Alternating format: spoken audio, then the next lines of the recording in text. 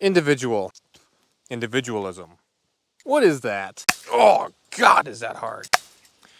Now, in the language of original Latin, in mean not or the opposite of. Dividus, meaning to divide or to separate. Usually to divide. Now, none of that really means anything because we have bastardized our original languages. I don't speak Latin. I just like looking these things up. Because to me, it just feels weird when people are like, no, individual means absolute self-centeredness, self-righteousness, just the selfishness is what people claim individualism or the individual is about. And it's not. Oh, jeez, I just got whacked in the head. It is more than that. I actually need to get in there. I planted my blueberries, people. My beautiful, lush blueberries. Can you see them? Now you're wondering, those look awfully close. Yeah, I agree. I should have gone 5 feet or 6 feet. We'll find out. You can always move them. Blueberries are pretty nice. Oh, this fence. This fence is temporary. Eventually, eventually the entire property, orchard, garden, everything will be fenced in. This is temporary. And it's gonna fall over. It's gonna roll up. I'm not against organic fertilizers or this stuff. Also, my soil isn't super acidic, so we use this. But anyways, the individual. The in, opposite in original Latin, and dividus, meaning to divide. When put together, it literally means cannot be divided. Now, you're wondering, what does that actually mean? That's going to be an issue.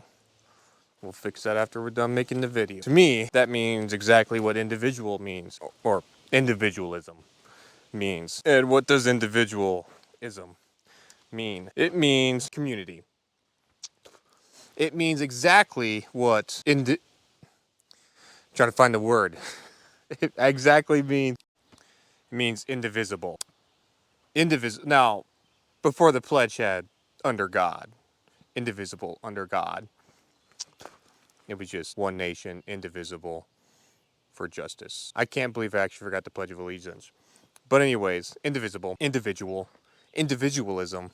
Indivisible is closer to individualism than individualism is closer to its original word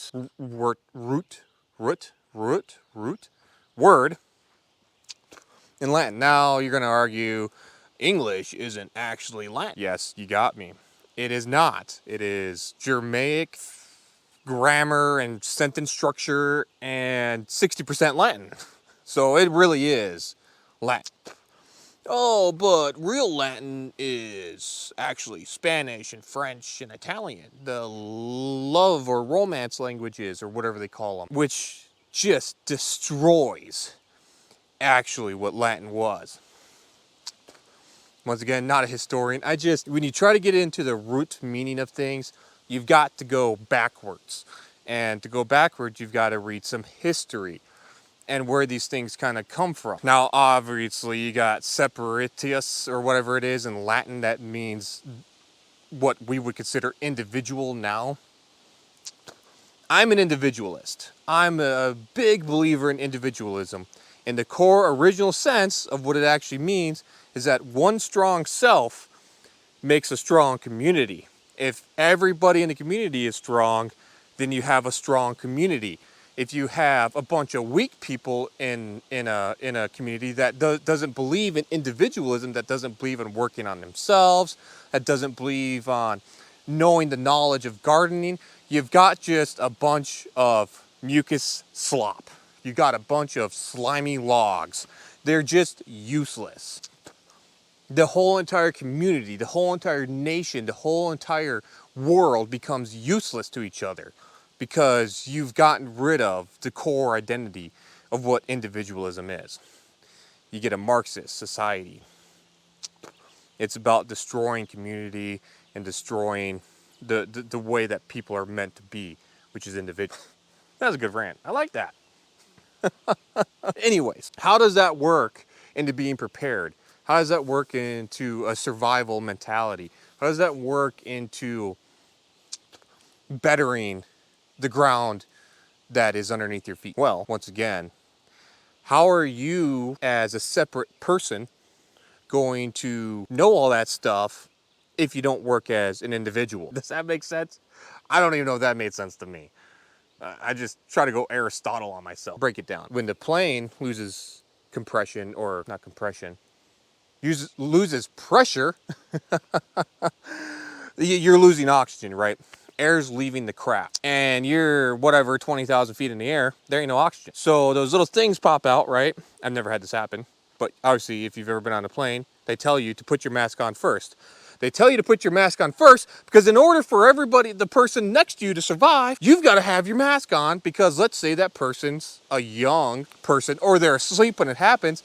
You are strong enough, you have the will enough to put the mask on for them. This is my go-to explanation on individualism and the extreme importance of it. If you are not physically capable of doing something because you don't care about the individual, you are useless.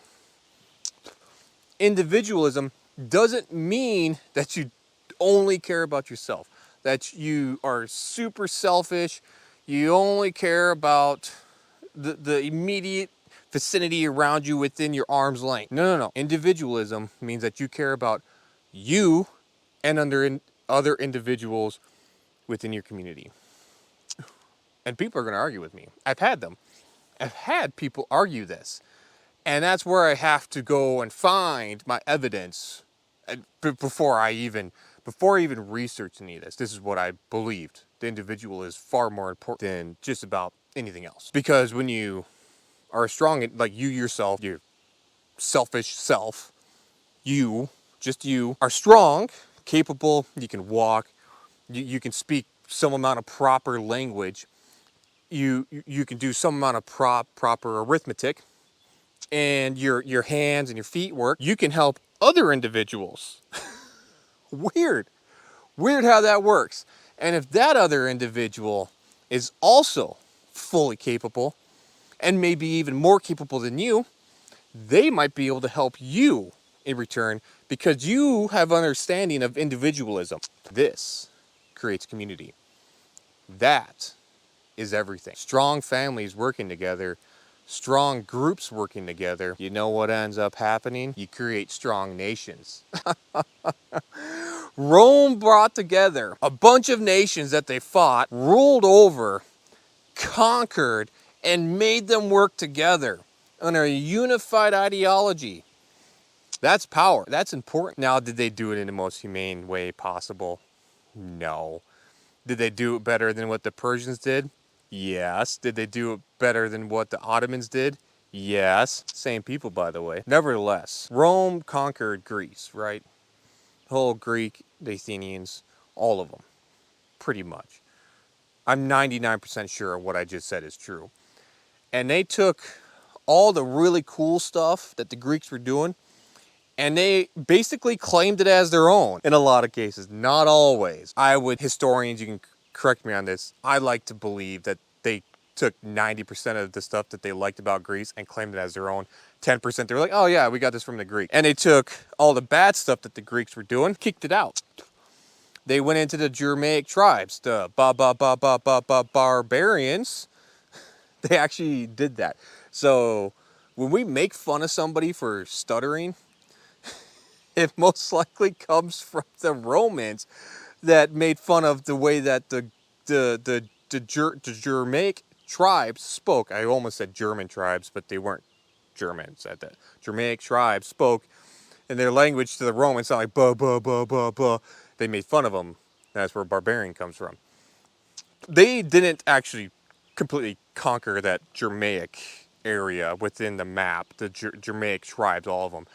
But they did get the majority of them, and the rest that they didn't get, they were able to get the Germanic tribes that they did have some amount of control over to stop killing each other. to start better trade routes, basically more money, more power to Rome. By the way, fought them for like centuries, hundreds of years of just trying to control these people. Like, stop, just stop. We're going to conquer you no matter what you do. Blah blah blah. In the end, they actually didn't conquer all of them. I guess that's one thing about being decentralized. Is great. It's hard to conquer a bunch of decentralized tribes and people. But the Romans actually practiced individualism. Now, to the point of what I'm getting to about it, getting distinct on it, the importance of it for a country and a nation and government, probably not. Let's be honest here. When the Roman Republic fell, individual also went down. But believe it or not, because of how strong the Roman Republic was in its core systems, that system, those core systems, actually followed in an up and down kind of bastardized way throughout the Roman Empire. It was, some core components were stronger than the others in different eras of the Roman Empire, and they kind of dwindled back down. Then they kind of came back up. Phenomenal system at the time period. Both the Roman Republic was phenomenal for its time period, and the Roman Empire was phenomenal for its time period because of the great Roman Republic. Historians will argue with me on this, but then they will go and say, oh yeah, there was very republic type things that fell under the empire when the Roman Republic fell. And it's like, then yes, the core component, I'm going somewhere with this, trust me. The core components of the Republic focused on individuals, that the government couldn't basically the government was ruled by law. That is the core component of really Republic. That individuals within the government couldn't affect individuals of the citizen individuals, or that, see, we bastardize the word so much I can't even change my wording. Separate human beings within the government. So they had the elites, the aristocrats. Then they had the people's house, the commoner's house. So just basically citizens that became part of the government, and bills and laws and stuff had to go, much like the American Republic, but less superior, still great. Anyways, separate people within the government were controlled by a law, written law, that said that those separate people cannot directly control the separate people known as the citizens, cannot control each separate citizen. They had to put universal stuff over all people. That is important because the strong Senate, the strong House and Senate of the way back when Roman Republic, each individual, so the aristocrats had to be smart, right? They also had to know the common language of the people, because there was two different forms of Latin, for one. And then they also spoke Greek and whatnot later on and everything. But anyways, when they were the Republic, there was like two different forms of Latin. The common tongue and the wealthy people, the aristocrats. And by the way, aristocrats just means the elite. So it's not only, but the elites usually had the money, and we won't get into that on why smart people end up with money. It's not even the ultra smart, it's just generally smarter people end up with. Anyway, moving on, because that's a whole, you can get into arguments with people over that, what aristocrat means. But the ruling elite, aristocrats, the general public form of the government, I can't remember which is which, which they called it and everything. And then they had like a president figure and everything like that. A president figure had very little power. He was more of like, just go back over there, we'll use you when we need you. And those figures, those presidents, whatever you want to call them, the executive branch, power kind of teetered back and forth and everything. Like, it's the history of the Roman Republic's phenomenal, and I'm not a historian, so I never studied it. I only read about it. So I just have very bad memory on stuff. My brain don't retain knowledge or specific knowledge very well. It retains broad knowledge. But anyways, we're going somewhere still. Since you have to be ruled by law, you have to have a common knowledge. A common knowledge comes from the community, the people. The people have to be willing to be governed by that common knowledge. This is where natural law comes into place. You literally cannot have a natural law or a common law, and I am interchanging those right now, and I do not believe they are the same, but we'll interchange them because I already made the mistake. But the common law has to be common. It has to be amongst, it has to be agreed upon by the people. This is the republic. Res Republica, or Res Republic, means the people's thing, or the people's order, or the people's owner. Can't remember all the meanings of Res Republica. But anyway, moving on, the Republic stood for 500 years approximately. It stood its ground, and their slogan when they made it was never a king. And they put in place these systems, these checks and balances that would ensure that would never happen. And the Republic was weakened by selfish people, selfish selves in both the aristocrats and the commoners in government. And then the people started to notice that, and they raised a tyrant. Not what we think of tyrant today. I mean, generally speaking, it is what we think of a tyrant today, somebody that has complete control over a nation. They raised a tyrant, and they said, go fight for us. They went back to king because of weak individualism. They lost it. They gave it away for wealth, security, and separate power. They took power, they distributed it, then they consolidated it again, leading the people, the citizens, having to find a tyrant to take back their country, to take back what is theirs. That tyrant did not give their power back up. There are tyrants in the Roman Republic that did give their power back up once the country was stabilized. Those tyrants were strong individuals. They believed in their country, they believed in their people, and they were willing to give their power back to the government, back to the Republic. I think I've gone on long enough. I want people to realize the importance of working with your hand. I honestly believe you will become more of an individual if you use these. Just use these. Get them dirty, get them greasy, learn how to use manual tools, help, even power tools. Just work with your hands. Enough with typing, enough with thumb pounding on the screen. Use your hands. Make something. Do something. And I honestly believe you will become a better individual. You'll create stronger communities. You'll create stronger people. I just am tired of people not understanding what individualism means. That's why I'm here. I'm here to, whether it's 10 people, one person, or a million people, I as an individual, me being an individualist, believe it is my duty to speak, defend, and honor my country, my people, and my community. So I have to tell people what the truth is. And I might be getting some stuff a little wonky, like some history facts, and I'm okay with that.